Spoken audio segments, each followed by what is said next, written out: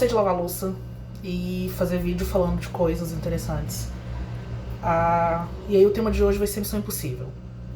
Quem me conhece há um tempo, quem me vê falando sobre cinema, quem é meu amigo principalmente, sabe como eu gosto muito da franquia e como eu faço questão de estar sempre revendo os filmes. Eu gosto muito de rever o primeiro filme, que eu acho fabuloso. O Brian De Palma tem uma direção incrível. Eu acho que foi um filme que me marcou dentro dessa perspectiva de fim de semana, querer ir em locador, alugar o filme que você fica vendo trailer, que você acaba não vendo no cinema. Não vi no cinema até porque eu não tinha idade para classificação indicativa. Ele é um filme de 1996.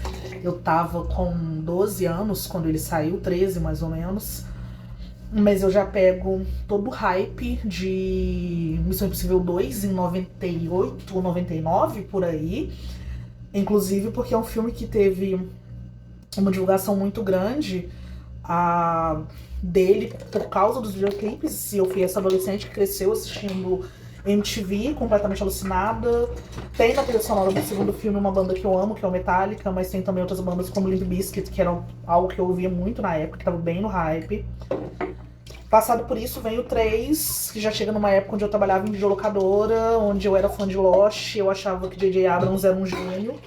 Curiosamente, eu vi o terceiro filme 3 ou 4 vezes no cinema, e hoje em dia é o que eu menos gosto dos 8. Passei pelo processo de achar que a franquia tinha morrido e vi ela renascendo ali no quarto filme. Não sou profundamente fã, mas gosto bastante dele. Também assisti no cinema, e desde então foi isso. Não vi o quinto, sexto é óbvio que eu vi no cinema. A gente tem o ícone Henry Cavill de bigode. Impossível deixar de ver um filme desse no cinema. Vi o sétimo e agora vi o oitavo. Como é gostoso você assistir um filme de ação de um diretor que sabe que está fazendo cinema de ação e que ele não precisa de fazer um cinema inferior por causa disso. Eu acho que esse filme ele consegue capturar a essência do que seria um super-herói, um Superman, alguém que foi destinado a salvar a humanidade, e esse alguém é o Ethan Hunt. Principalmente um filme que, ao meu ver, pelo que eu entendi, ele tá encerrando provavelmente essa vida útil do Ethan Hunt. Eu tenho minhas dúvidas porque eu acredito que o Tom não vai largar o osso tão facilmente. Mas, ao mesmo tempo, eu consegui enxergar ao longo do filme alguns movimentos de que o Tom tá passando esse bastão quando ele, por exemplo, diz ao personagem do Simon Pegg, o Benji, que o Benji tem a capacidade de liderar o grupo. E eu acho isso bem importante. Mas ainda acredito que é possível que a gente veja um nono episódio de Missão Impossível. Não sei, talvez um spin-off em forma de série. Não sei o que esperar. Só realmente, assim, pensando pensamentos sobre o que seria possível. No qual a gente ainda vai ver o Ethan fazendo essa coisa de treinar. Enfim, a gente tá falando de Tom Cruise, a gente tá falando de ego, e a gente tem que pensar que ele não dá ponto sem nó, principalmente em uma franquia que carrega a imagem dele há cerca de 30 anos, né? Ano que vem, o primeiro filme faz 30 anos. Além disso, eu queria falar também sobre uma sequência específica que me saltou aos olhos e que eu enxergo ela como uma espécie de filme dentro do filme, o que não é um problema. A sequência na qual o Ethan precisa de pegar a principal peça para ele conseguir salvar o mundo, porque a função dele é essa nesse momento, é salvar o mundo. E que ele vai pro fundo do mar, vai de Milionários do Titanic, para ele poder recuperar uma peça que é essencial para ele derrotar a inteligência artificial, a entidade, que é a inteligência que já vem aterrorizando o mundo desde o sétimo filme. Cara, você tem ali uma sequência muito bem estruturada, feita por um diretor que com certeza consumiu grandes filmes de paranoia da Guerra Fria.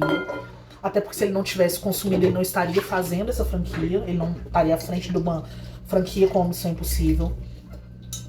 Mas também de um diretor que consumiu bons e grandiosos filmes de terror e de ficção científica. 2 filmes especificamente me vieram muito à mente enquanto eu assistia esse novo capítulo do Missão Impossível é apenas o Tom, apenas o Hunt, sozinho num frio congelante. O mundo depende dele. Há uma guerra nuclear quase em andamento. E ele tá isolado nesse ambiente de metal, desse submarino, onde tudo tá desregulado, onde você tem fios soltos, corpos, as coisas não funcionam, tudo é muito labiríntico.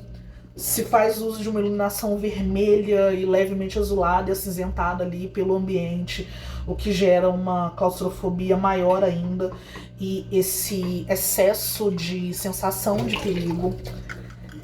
E foi impossível não ligar essa sequência a toda a atmosfera que a gente consegue ver em Alien, tanto no primeiro do Ridley Scott quanto no segundo do James Cameron, mas também essa obsessão e esse medo de algo invisível, só que esse algo invisível, no caso de Missão Impossível, não é uma criatura espacial ou uma criatura submarina ou uma criatura extraterrena.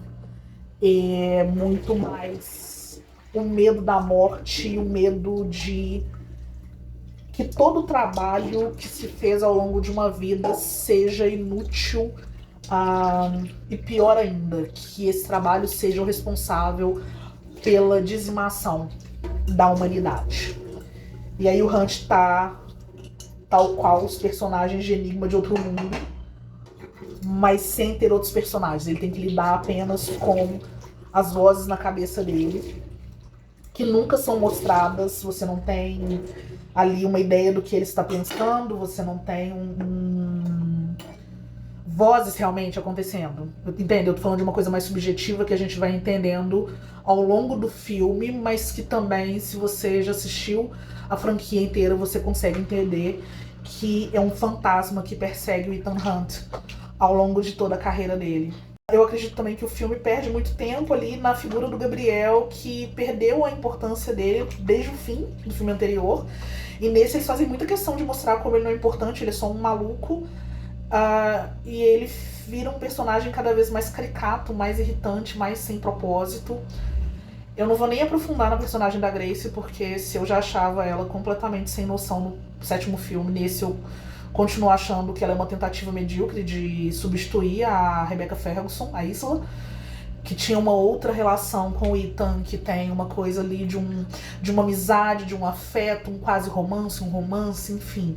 Duas pessoas que vivem uma vida muito semelhante, se entendem, se encontram justamente nas grandes questões, né? Principalmente as questões relacionadas à solidão que atravessa as duas personagens. A Grace continua sendo uma personagem completamente inútil, que a gente não sabe qual é o propósito dela, a não ser virar a mocinha troféu. E não funciona muito bem porque ela nem é tão interessante assim.